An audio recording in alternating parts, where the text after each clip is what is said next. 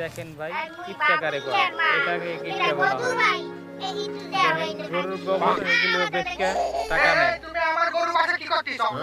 কয় বাপ একটু গোবর তো হয় যাইছিলাম ওই মুখে বানাবো মুখে তুলা ধরাবো দেখছেন নি ওরে কিভাবে সর্বনাশ তুমি গরুর আমার গোবর গোবর বেচতে চুরিয়ে চায়। দিছো তুমি জানো না আমি গোবর কারো ফিরিয়ে ওলো দিয়ে ওলো বাড়া গোবর বেচতে খেতে তোমার হয়। গোবর ওয়াকা দেখেন। আমি তো সব বনাত আমি জানতাম যে গরুতে গোবর পারে এখন তুমিও বানাবা তাই তো গোবর রাখো বলো না আমার গরুর গোবর তুমি জানো না আমি গোবর 5 টাকা করে কেজি বেচি এই সারা গ্রামের লোকজন জানে তুমি আমার